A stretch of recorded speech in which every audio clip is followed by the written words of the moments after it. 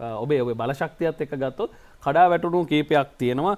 ගුවන් තෙල්, නැව් තෙල්, ලිහිසි තෙල්, ඒ වගේම කෘත්‍රිම රසායන කර්මාන්ත ශාලාවලට යැවීමේ ගැටලුව ඇති වර්තමාන තත්ත්වය කොයි වගේද? ඔව් ඒතනෙත් අපි දැක්ක එකක් තමයි දැන් මෙතන ප්‍රතිපත්ති වෙලා තිබුණෙම රජයට ව්‍යාපාර කළ නොහැකිය. ඒක නිසා මේ ව්‍යාපාර පුද්ගලික ව්‍යාපාරකයන් සතු කළ යුතුය කියන ක්‍රමවේදය තමයි තිබුණේ. එතකොට අපි එතනදී කිව්ව එක තමයි අයිතිකරු රජයේද පුද්ගලිකද කියන එක නෙවෙයි ප්‍රශ්නේ තියෙන්නේ ආයතනයක. ආයතනයට පත් කරලා තියෙන්නේ නිවැරදි පාලකයන්ද කියන එක තමයි ප්‍රශ්නේ තියෙන්නේ. අයිතිකරුගේ ප්‍රශ්නයක් නෙවෙයි තියෙන්නේ. එතකොට රටම පාලනය කරන්න බැරි නම් කොහොමත් ආයතනයක් පාලනය කරන්න බෑ. ඔතන ඇත්ත කතාව ගත්තොත් මේ පුද්ගලයා මත තමයි මේ සියල්ල රඳා පවතින නැත්නම් මේ අයිතිකරු විශ්වාස කරන්න බෑ කියන එක නෙවෙයි.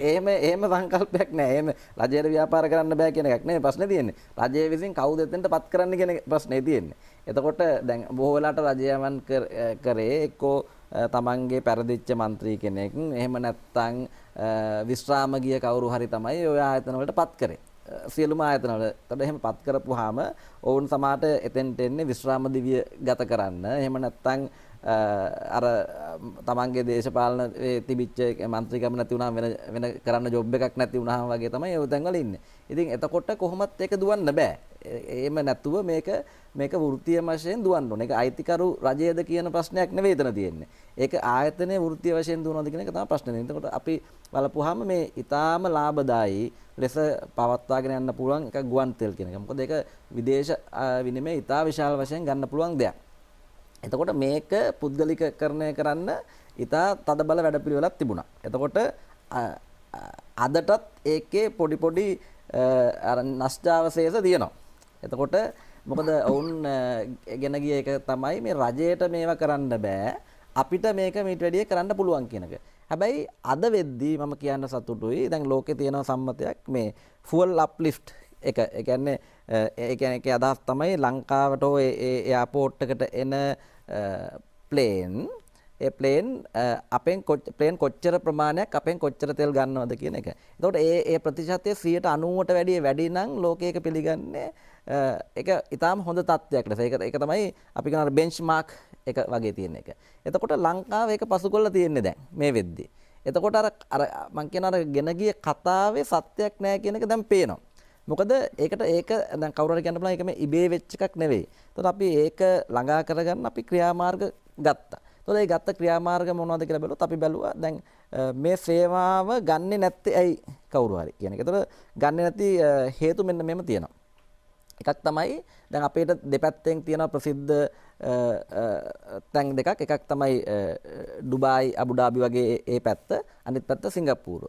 එතකොට අපි බැලුවා ඒ ස්ථානවල ගුවන් තෙල් විකුණන මිලට සාපේක්ෂව අපි කොතනද ඉන්නේ කියලා.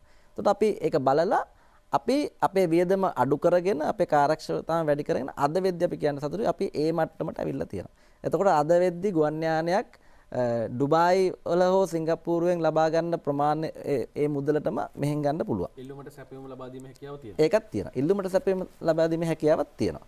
එතකොට අපි කාන්තිල් නීතිගත සංස්ථාව ඉතාම නවීන තෙල් ලබා දීමේ ක්‍රම වේදයක් ඒ කියන්නේ සිස්ටම් එකක් හදලා තියෙනවා.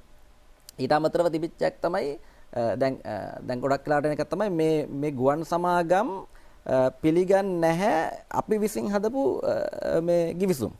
ඒ කියන්නේ එහෙම ලෝකෙ එහෙම පිළිගන්නේ නැහැ නේ. එතකොට ඒගොල්ලෝ පිළිගන්නේ ඒ කියන්නේ එක ඒ කියන්නේ සම්මත ගිවිසුම් තමයි පිළිගන්නේ. ඒතර අපි එහෙම සම්මත ගිවිසුමකට ගිහිල්ලා තිබුණේ නැහැ. අපි පාවිච්චි කරේ අපි විසින් හදාගත්ත ගිවිසුම් තමයි අපි කරේ. එතකොට අපි කල්පනා කරා එහෙම යන්න බෑ. මොකද එතකොට ඒගොල්ලෝට සිද්ධ වෙනවා අපේ ගිවිසුම ඒගොල්ලන්ගේ නීතිඥයන් වෙත යොමු කරලා ඒවා හරි වැරදිද බලලා එච්චර මහන්සි වෙන්නේ නැහැ ඒගොල්ලෝ. මොකද එහෙම මහන්සි වෙන්නේ. එතකොට අපි කිව්වේ එහෙම නෙමෙයි ලෝකයේ පිළිගත් ඒවා අපි කරන්න ඕන.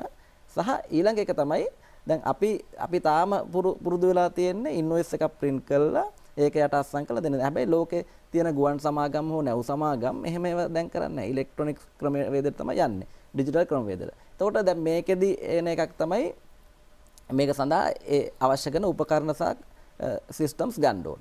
එතකොට ඒක අපි ස්ථාපනය කරා.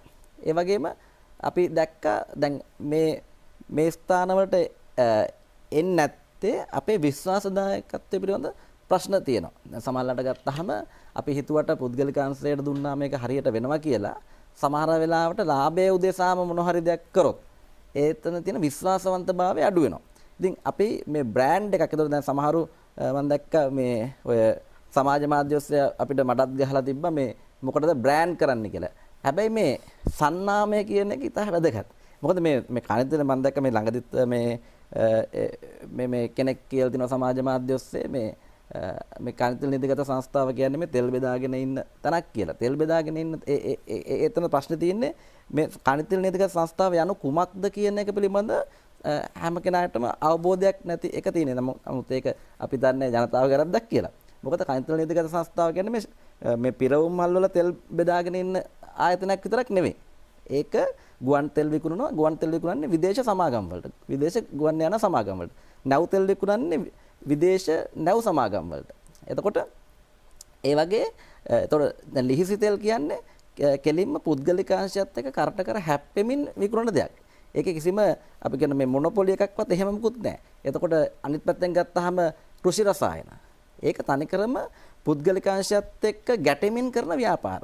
එතකොට එහෙම ව්‍යාපාර කරගෙන යන්න නම් මේක පුද්ගලික අංශයේ ව්‍යාපාරයකට කළ හැකි සියලු දේ කළ හැකි ආයතනයක් වෙන්න ඕන. සන්නාමය කියන එක ඉතා වැදගත් දෙයක්.